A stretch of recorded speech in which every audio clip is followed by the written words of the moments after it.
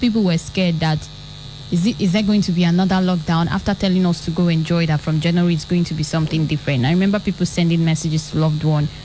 I think the governor was just being he was just trying to have a human face, combined with his role as governor. First, he could have easily said, you know what, because of the COVID-19, these celebrations or the festivities will be muted.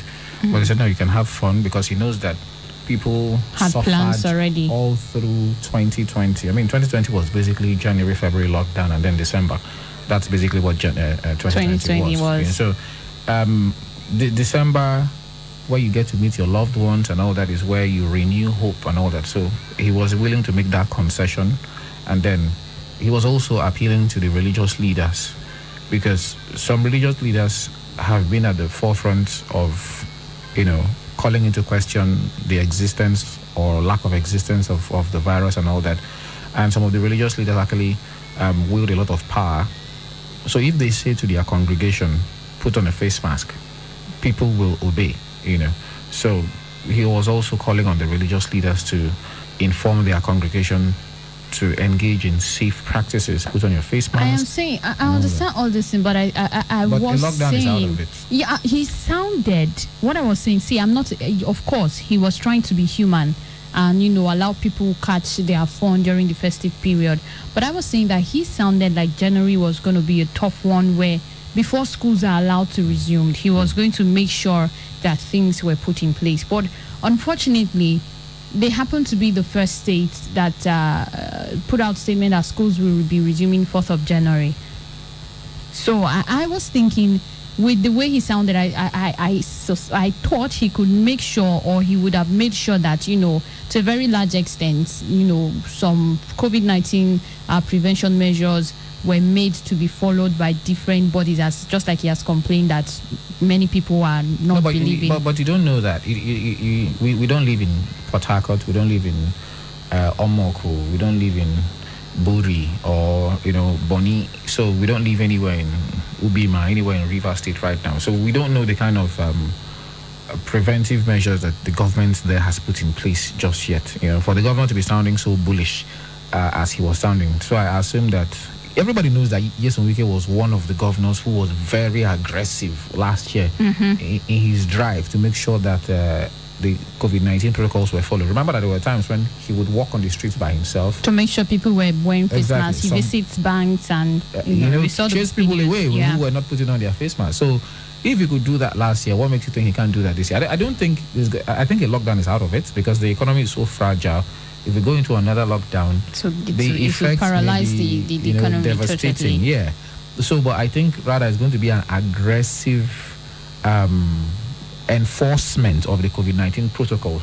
I think that is what I see. Okay. That is what I foresee that's going to happen in Rivers State, and I think other states should also copy as well. All right. We also have Kogi, we have Ekiti, and other states that would be resuming school next week or next 2 weeks, so that have also resumed. And then we talked about the almighty NIN saga that is ongoing right now. How many Nigerians, so many Nigerians are actually going through stress, because there's no other word to describe what some Nigerians are going through, because most of them, when I was coming to work, as at past 4 a.m. at Idokwa Town Hall, I already saw people that were already there. Reason being that they want to register for national identity number. And so many other places, you see people who get there as early as 4 just to, get a number. And but the sad story now, or the sad update on the story, is that the NIMC workers in some parts of the country, I know of Lagos, I know of Abuja, and I know here in Edo State, they have actually embarked on a strike. Well, our news correspondent, he was there to get the story. Chinedu Ekeja was there to cover the story. So let's take a listen. When we come back, we'll talk more about it. Since the federal government announced that SIM cards must be linked to one's national identity number for security reasons, the offices of the National Identity Management Commission has witnessed unprecedented crowd of people rushing to either register or retrieve their numbers. But here at Sapele Road office of the Commission, the workers have joined their colleagues nationwide to register their displeasure over poor state of their working conditions. When KUFM visited the state office at Sapele Road, It was in a sorry state with broken chairs, dirty walls, bushy surroundings, antiquated and non-functioning computers. Since then, nothing has been done about it. The ACs are not working, but if it rains, we have to put containers to collect water. Not just in this section, in the whole of the office. Leakages everywhere. The unit chairman of the Association of Senior Civil Servants, Edo State and NIMS branch, Comrade Sunday Idogbe, described the situation as a total neglect of the workers' welfare. Currently, we are on work to rule because of the lack of welfare provision and other materials for our work. We are told that we are now special service provider, that we can even work on Saturdays and Sundays. So what we are crying for the government to come to our aid, welfare. The computers, they are all outdated. Sometimes the computer, when it's working, we just off. When people come, we solicit for assistance for them to buy fuel. But they have turned us to corporate beggars. If we are going now, we'll show you the two plants that are supposed to be working here, but they are not working for many years. We only have a makeshift generator there. So when they buy fuel for this generator, they say that they are extorting the public. So we are saying that let the government come and finance it so that this issue of extortion should stop. The vice chairman, Comrade Isoke Adeleke, lamented that the workers have been left to their fate. We have been put under stress for so long. You cannot push us into the crowd and not give us protection. Some of our colleagues already are infected with COVID. The box you saw there was donated by somebody who came in here to register. The office don't care about the welfare of staff, and that is a painful thing. So this is the time for us to tell them that we are no longer fools. We are at work, as you can see, all of us, but we are not working until the place is put right for everybody to work. So if they give us the things to work with, fine. We want to see the funds in action. The whole of state headquarters, only 2 computers are working to care for 1,000 persons at a time. Some of the stranded citizens share their disappointment with KUFM. When we came here now, we are not be happy to come and meet them in the strike because it's very bad. I feel so very bad to Nigeria government. We don't expect this kind of thing at this essential time of beginning of the year. And I suspend my work to came here for the registration. My disappointment is that what I came here for, I didn't make up it. And this is what I suspend my job. It is, however, not clear how long this will last. But NIN registration in Edo State and other parts of the country is suspended at the moment. Chinedu Ekeja, KUFM News. So as it stands now, the process is on pause in some states, major states of the country. That's Lagos, I'm very sure of that. Abuja, I am also sure, and here in Edo State. Now, what's the fate? It's across the country. So definitely it's across the country. It's nationwide. So what's the fate of people that are yet to get their national identity numbers? And while some of you are panicking that your numbers have been disconnected or will be disconnected, Nigerian Communications Commission (NCC) says they don't have any plan to mass disconnect telephone subscribers. That's the latest, because I've gotten a lot of messages asking, will their numbers be disconnected? NCC has come out to say they do not have any plans like that. Well, at the start of this procedure, this frenzy of registration, some people came out to ask the question and say, this thing, is it well thought out? I mean, one arm of government, the NCDC, is discouraging people from gathering more than 50 at a time. Another arm of government, NIMSI, is saying you must go and get registered to link your SIM and all that. So,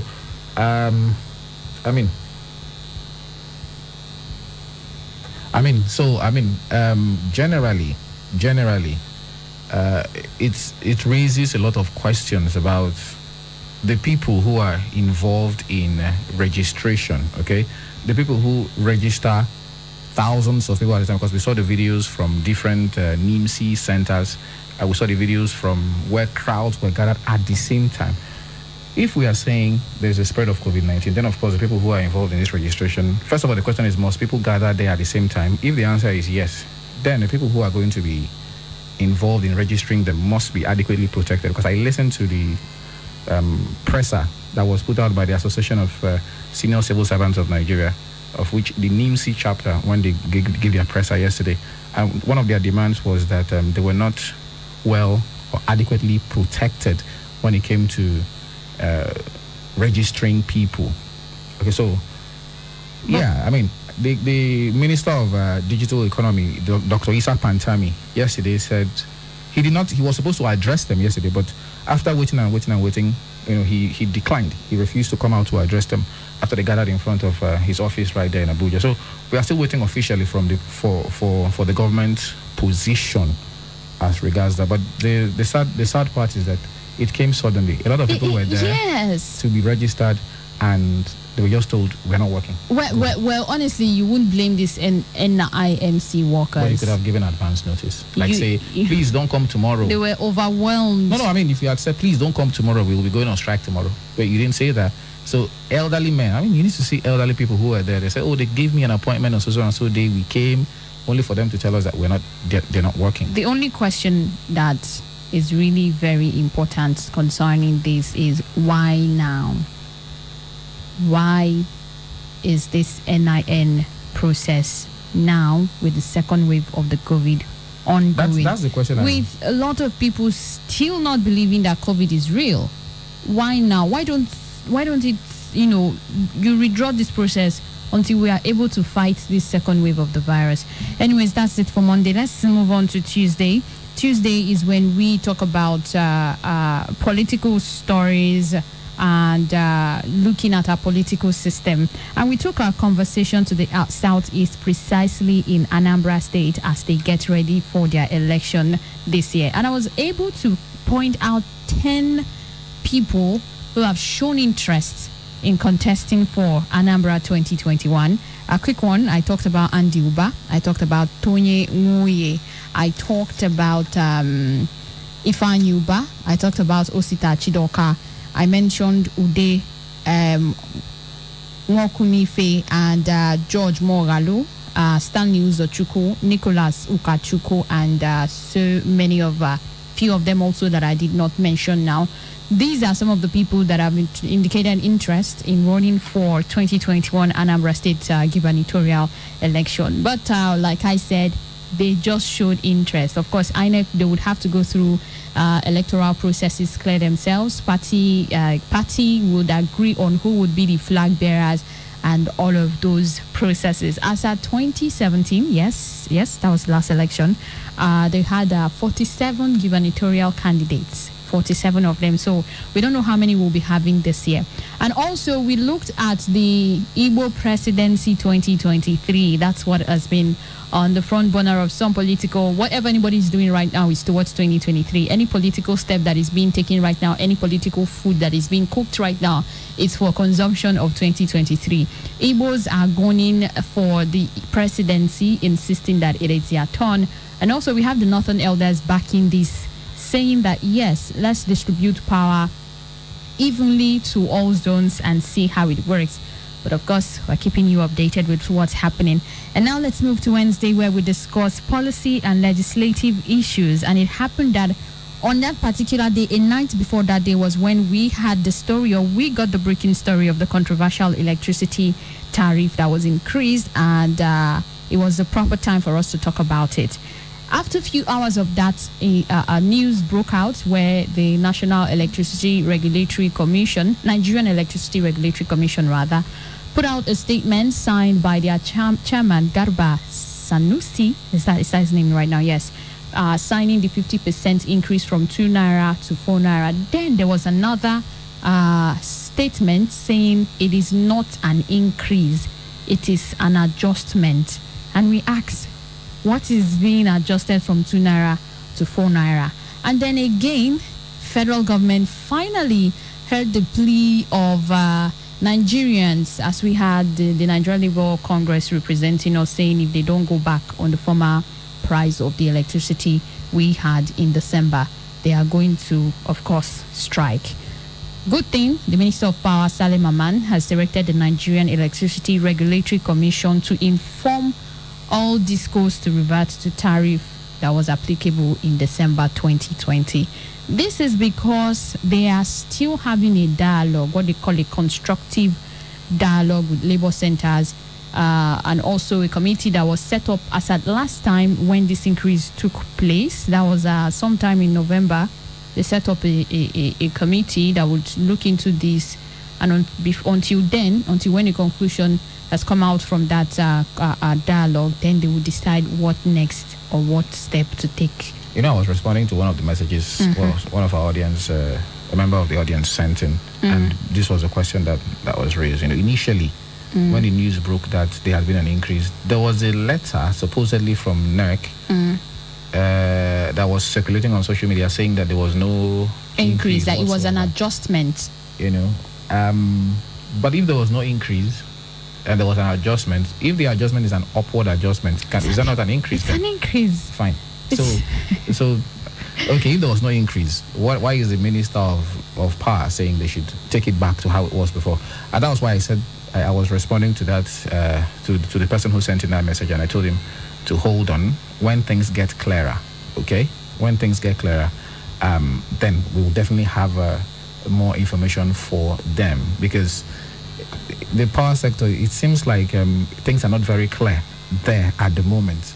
We hear increase, adjustment, send it back to how it was. I think the right word is that they are not working in uniform. We have negotiations ongoing, so for now we'll definitely have to wait, watch and see until things become very clear, so we know specifically, is there an increase? If there's an increase, what band is it increased upon?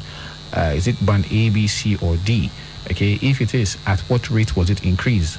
How many percent is the increase? I've seen people who have actually posted their electricity bills on social media, who said, by this time last year, in December I bought my units at so and so rate, and this was how many units it gave me. I spent the same amount of money and I got less, and they posted it. One such high profile post was from Dr. Joe Abba, who is the former director of the Bureau of Public Enterprises, and when he posted, he said he bought for 50,000 in December, and he paid 50,000 again in January, but in December he got 975 kW, but in January he got less than about 940 something kW, which is an increase in price and a reduction in power purchased. So, but that is not up to 50% increase actually. So we'll still continue to wait until we have a clearer picture of what's going on there.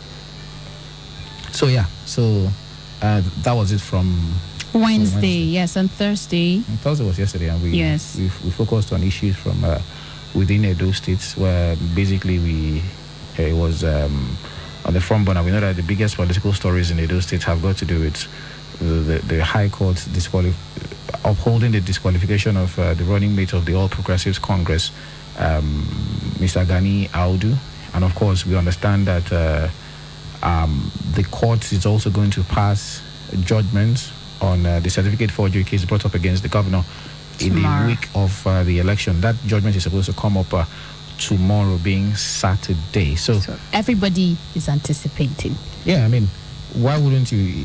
There is no business that is more important than politics, right? Yeah, definitely. The choice of who is going to lead the state or the country for the next 4 years is a very important one, because it affects basically every sphere of your existence as a citizen or whatever. So yeah, everybody is anticipating. So tomorrow is the big day. Will the judgment be in favor of the governor of Edo State or against the governor? So we just have to wait till tomorrow. Yes. And then the APC said they are appealing the judgment against Gani Audu. So I think basically that's that for now. We listened to the lawyers speak yesterday, and we heard differing opinions from the lawyers from both sides, and I think it's very clear.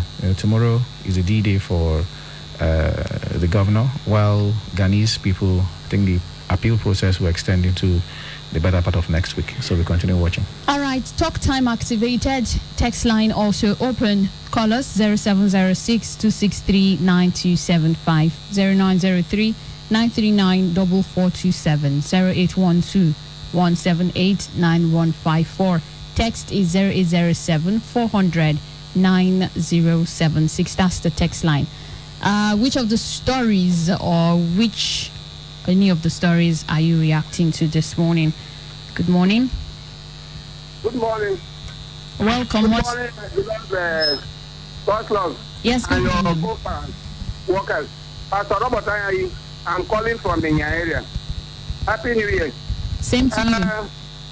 The issue at stake is that why is it with all the billions we see in our budget, why are parastatals and ministry short supply of funds?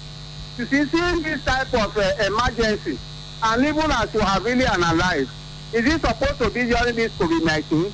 Why is it everything that has to do with the public has to be with fire brigade system? They are all now. Look at, we have been hearing that the only cure to all this violence in election is only one tenor. That they should amend our constitution to carry only one tenor like VC of university. Nobody is listening. Look at what is happening now. The judiciary now are making mockery of the political system. People will go and queue up in the sun. After you see what the judicial judge will say this, another one is saying another one. Who is fooling who? Then we are talking about 2023. When the present ruling government has not even given the dividend of democracy they promised the people. Do we know what God has in store for us tomorrow? So my appeal to myself and my beloved family and every good Nigerians, let not this wahala take us away from God. Our God will see Nigeria too. I have been begging our youth, the only way you can have access to governance, constitute your own political party. These people will never give you a space. They will start resettling themselves. If our youth, like from the National Union of these students, form a formidable party and have a formidable candidate with the elders, we will join them to make sure something turn around for good. Look at Ghana now. What is did something very good there. Their political system is better than our own. So I pray God will use you, the press and all of us, to turn everything around for good for Nigeria. Thank you. God bless you all. God bless you too. Keep your calls coming in 0706 263 9275, 0903 939 4427 and 0812 1789154. Hello, good morning. Good morning. Welcome. Yeah, my name is Ibrahim Momo. Welcome, Ibrahim Momo. I like to welcome I couldn't get that serious, but I like to welcome the vacationing sales. Thank you very much. Happy New Year to you. I wish you the same, my brother. Wow. Good morning, Elaborate. Good morning to you, Ibrahim. Welcome.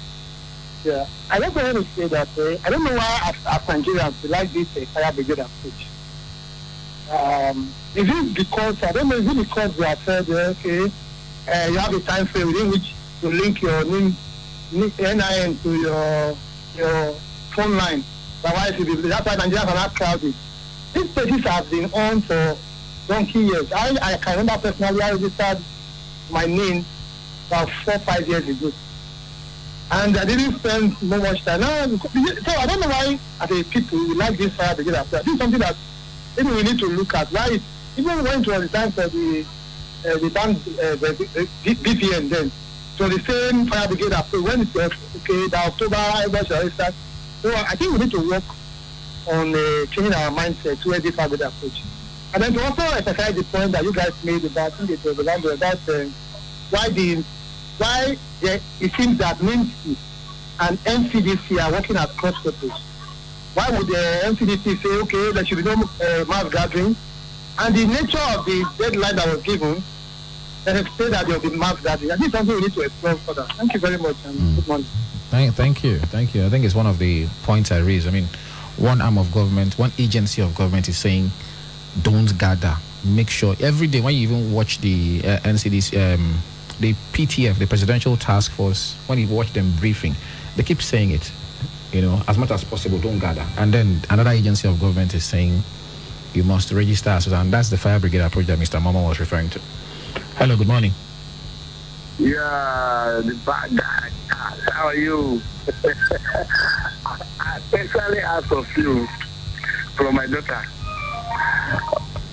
You are welcome. Thank you. I'm happy that you are back now. You are very sound. Thank you. Okay, let me quickly give you my name. I'm Barrister Tripotumo. Okay. And you are welcome. Happy New Year. Happy New Year, Barrister. I told my daughter to Happy New Year the other time when I asked about you. I love your program. I need to commend you guys, commend the KU FM also, making us to know, hear and know what is going on politically or otherwise. So many issues people have raised. I will just only talk about this NIN something. You see, the workers have been marginalized, and all this while there have been no enlightenment, nothing was going on, or no jingle on television or radio or even in the street. I remember when this network were tried to do registration, they said that people came to Mavi to register me from up here. I also saw Zay there.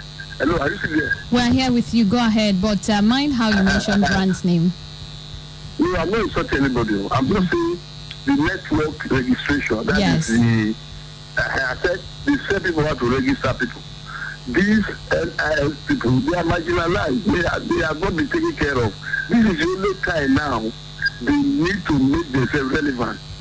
And the federal government should not just keep quiet. They should come out with concrete arrangement to take care of the issues they raise. If it is salary, it is allowance, whatever it is, pay them. Working equipment, pay them. Then send people to local government, if possible to ward, so that they can register people. In fact, you cannot use this one to make us forget about the government, because when people talk about government, they bring a fire begin approach. And they are talking of COVID-19, now COVID-21, I don't even know which one I would call. It's second wave and it's dangerous. And then you're asking people to come out and anxious to get the member. I don't know bother about the health situation. So it's a big problem, Mr. Charles. Then we come back to the judgment that we are expecting on Saturday. We know that our government is there the 24. But whatever it is, any party that is so stratified, it will take another step, like the other party now, they say they are going to appeal on the state government, the high court. So it is. So there's only for anybody to worry about, to take to violence and be fighting and doing it. Your party did not way take another step. You see another step. And so on. So there must be peace in the state. All right. That is what I'm trying to say. God bless you. Thank you so much. Bless you too. Thank you. Hello, good morning. Good morning. Morning to you. This is Barry. I'm calling from Benin. All right, Barry, you're welcome. Please, these NIM guys, I felt that they were going to probably come out with a good plan.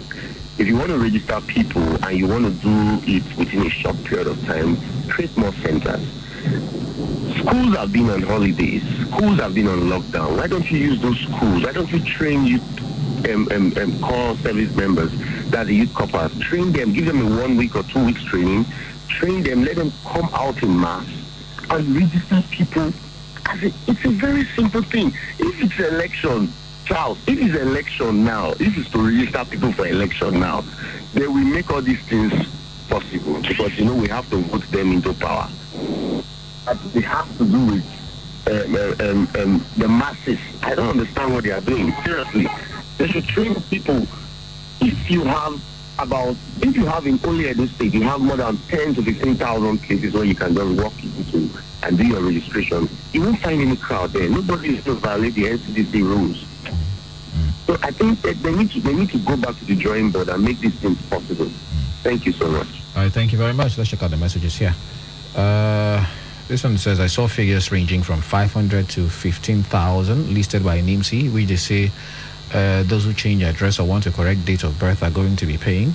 It is not justified in my own point of view. Ibrahim from Agbo Road. Yes, that was a sore point. It was a controversial point. Yesterday was being debated across different TV stations, across different media platforms. Why, does the body have to charge money for you to correct an error? This one says, okay, sorry, let's still stay. Why is it now NIMC is going on strike? Does it mean they are not being taken care of by the commission, or network providers have done something funny in the dark for that commission? Government organizations love striking. As for COVID second wave, it is just a small thing. It is lack of administration's failure on the part of government that will even make us have 3-wave version of COVID. Big G, I don't understand what you're writing, but it's not the government that started the second wave of COVID. It's happening across the world, in most other countries, many other countries actually. Okay. I think that's about the much we can take on the messages this morning. All right, and that's about the much we can take on the program this morning. Join us again next week for another wonderful edition. I am God's Love Orlando. My name is Charles Oporum. Good morning.